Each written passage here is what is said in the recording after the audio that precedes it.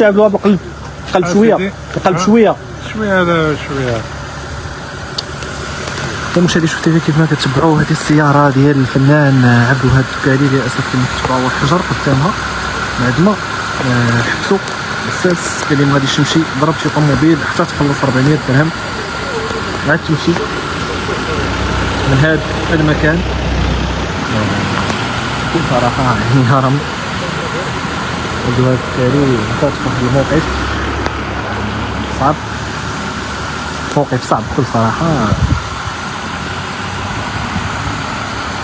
السياره ديالو حاليا واقفه في انتظار يجيو رجال، يعني ربما ماشي يجيو رجال الامن ولا يجي صاحب السياره، الله اعلم.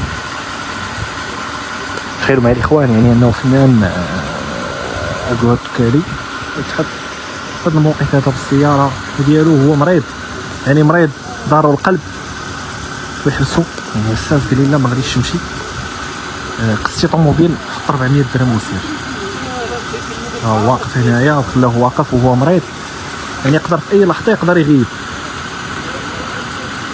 اي لحظه يقدر يغيب يعني. والفنان عبد الوهاب الدكالي راه هرم، يعني خاص احترام، خاص بزاف ديال الحوايج. مسكين يعني مريض ما قادش يزيد، وتحط في موقف صعيب، موقف صعيب بكل صراحه. والسياره ديالو حاط عليه حجر قدام الرويضه ديالو.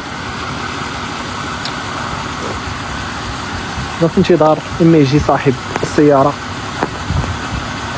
ولا يجيو يعني رجال الامن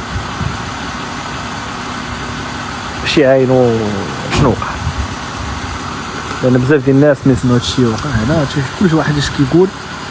ولكن اللي كاين هو ان السي عبد الوهاب ربما كان بغى يرجع مارشاريير خاص سياره الشخص اللي داخل المركب الثقافي وقفوا.